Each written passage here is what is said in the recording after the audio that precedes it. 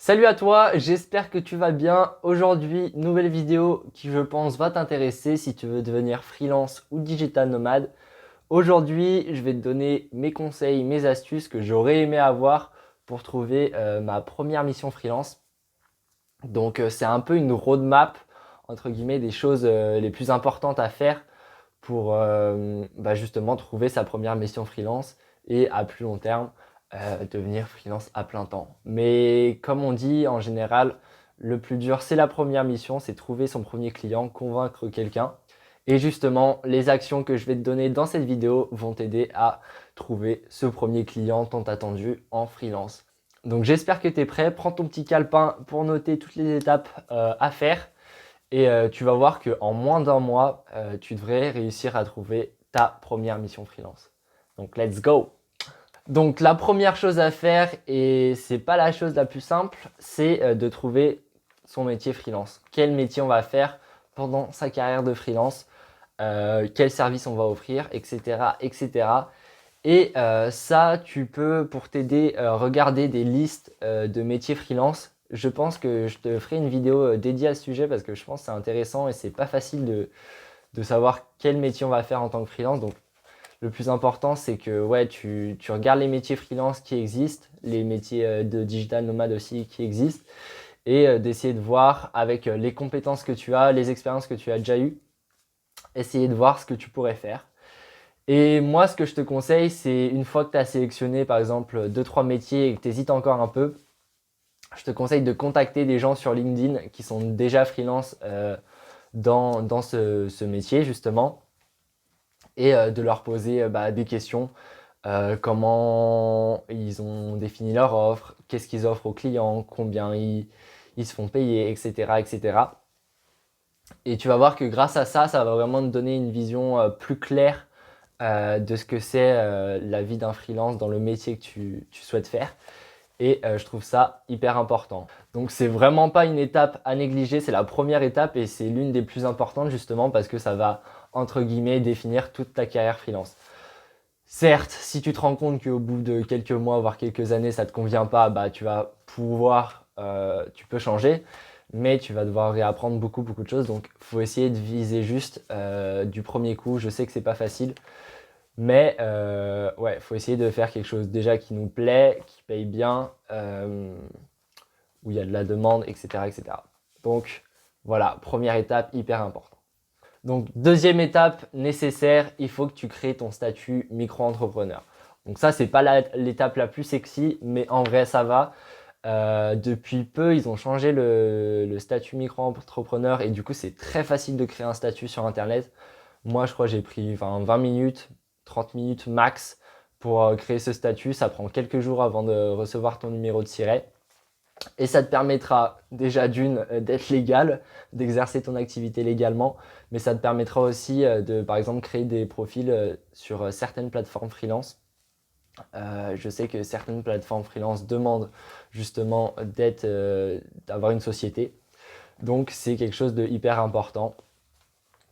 Tu vas voir, c'est pas si compliqué que ça. Il y a pas mal de vidéos à ce sujet et ça va être vraiment utile pour la suite. Ensuite, troisième étape, une étape aussi super importante, c'est de créer des profils sur des sites de freelance. Donc moi, ce que je te recommande, c'est de commencer sur des sites comme Malt, Upwork. Je sais que Fiverr, c'est pas trop mal, mais c'est assez cheap. Mais pour commencer, ça peut le faire, mais j'ai jamais testé. Mais vraiment, ce que je te conseillerais, c'est vraiment Malt. Upwork, si tu parles anglais, c'est pas mal aussi. Mais Malt, je te conseillerais de mettre tous tes efforts là-dessus. Et pourquoi je te conseille de trouver des missions, enfin de créer tes profils sur des sites de freelance parce que en général, tes premières missions, tu vas les trouver comme ça. C'est un peu la voie la plus facile parce que certes, tu vas pas être ultra bien payé, mais on va te contacter. Les gens qui te contactent ont vraiment un besoin, donc tu n'auras pas à démarcher, etc. Et pour moi, c'est l'une des façons les plus simples de trouver son premier client. Donc pour créer tes profils, moi ce que je te conseille, c'est que tu regardes ton métier, tu tapes ton métier dans la barre de recherche du site freelance justement. Tu regardes les profils qui ont déjà fait des missions. qui sont plutôt bien payés et qui ont déjà eu des missions. Tu regardes leur profil, tu essayes d'analyser, on va dire, 5-10 profils. Tu essayes de comprendre un peu comment ils ont fait leur profil, comment ils ont fait leur description, etc.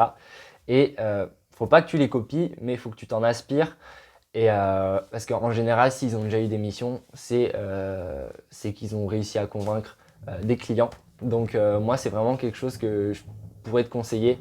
C'est justement d'analyser les profils des personnes, de regarder à peu près leurs tarifs, ce qu'ils proposent comme offre, comment ils ont construit leur profil et de t'en inspirer. Aussi, ce que je te conseille vraiment, c'est de te mettre à la place du client. Ok, quelles compétences il recherche, qu'est-ce qu'il va taper dans le moteur de recherche pour me trouver. Et en se posant ces questions, tu vas faire un mini profil, enfin tu vas faire un profil entre guillemets optimisé SEO parce que en te posant ces questions, tu as plus de chances d'apparaître en haut du résultat parce que tu auras bien optimisé les mots-clés que tu auras mis sur ton profil. Aussi sur les plateformes freelance, ce que je te recommande, c'est vraiment de remplir au maximum ton profil. Essaye de le remplir en totalité, de rajouter le plus de choses que tu peux, genre ton portfolio, des expériences, des avis clients, des recommandations, etc., etc. Parce que en général, ce que font les plateformes, c'est qu'ils vont optimiser, ils vont pousser dans l'algorithme les profils qui sont bien complets, bien optimisés. Donc, c'est quelque chose que je te recommande. En plus, ça prouvera que tu seras plus sérieux et ça donnera envie de travailler avec toi. Quatrième étape, hyper importante, te créer un profil LinkedIn adapté et optimisé au freelancing. Donc déjà, si tu n'as pas de profil LinkedIn, je vais te conseiller d'en créer un. Et si tu as déjà un profil LinkedIn, je vais te demander de l'adapter à ta nouvelle activité freelance. Donc pour cela, dans la description, tu vas modifier ta description pour l'adapter à ton nouveau métier freelance. Donc tu vas expliquer ce que tu fais, ce que tu offres, à qui tu t'adresses. Dans ta description tout en haut, tu vas dire ce que tu offres. Tu vas mettre une belle photo de profil, belle photo de couverture. Enfin vraiment, tu vas optimiser ton profil LinkedIn au maximum. Comme pour les plateformes freelance, tu vas le remplir au maximum pour que quand on voit ton profil, on se dise ok, celui-là il est sérieux, il propose ça comme service, j'ai envie de le contacter, j'ai envie de travailler avec lui. Et voilà. Et faire un profil LinkedIn, c'est hyper important après pour ta crédibilité, mais aussi pour ta prospection. Si tu veux prospecter sur LinkedIn, ça sera hyper important.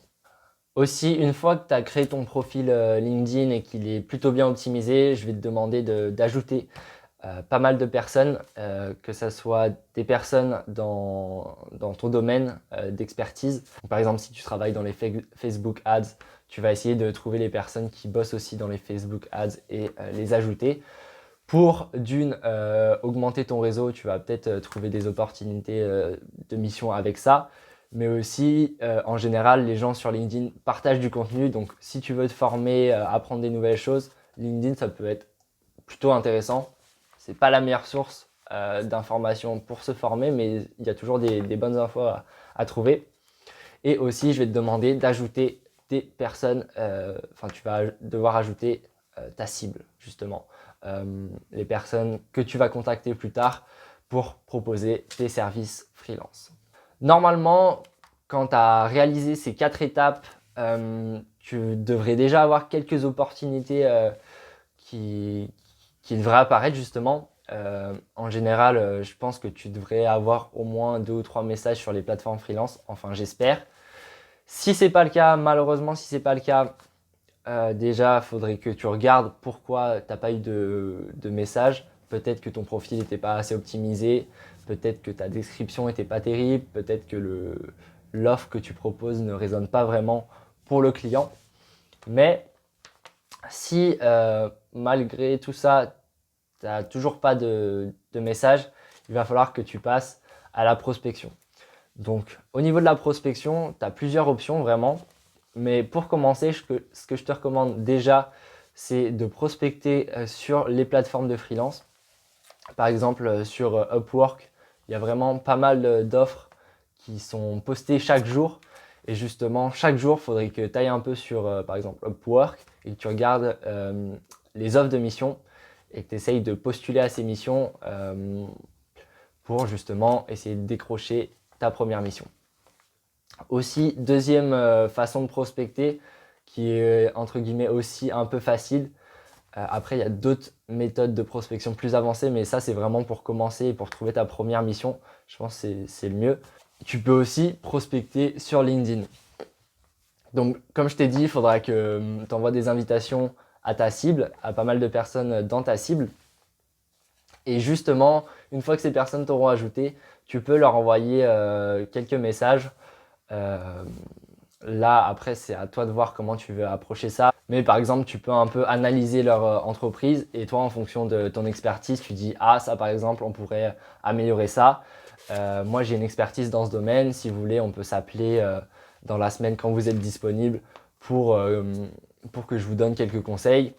Tu as un appel avec la personne, tu lui donnes des conseils et à la fin, tu peux lui proposer ton offre, tes services. Donc, c'est ça en gros.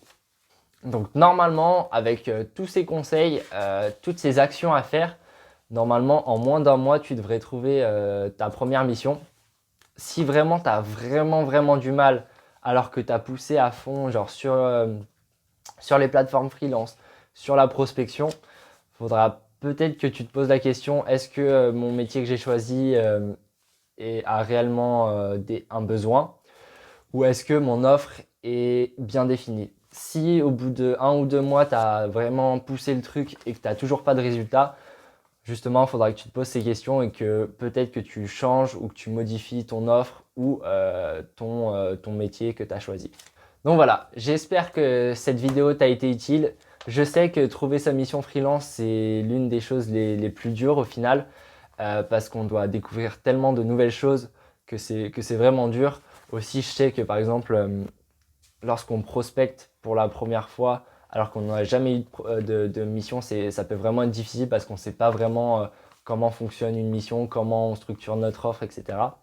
Parfois, il faudrait que tu dises que tu sais faire, alors que tu sais pas vraiment faire. Enfin, il faudrait que tu sois un peu malin pour essayer justement de décrocher sa première mission. Mais tu verras que certes, la première mission, c'est souvent la plus dure, mais c'est celle qui t'apprend le plus. Donc voilà. Comme je t'ai dit, j'espère que la vidéo t'a plu. N'hésite pas à la liker et à t'abonner si c'est pas fait. Et puis moi, je te retrouve la semaine prochaine pour une prochaine vidéo. Allez, peace!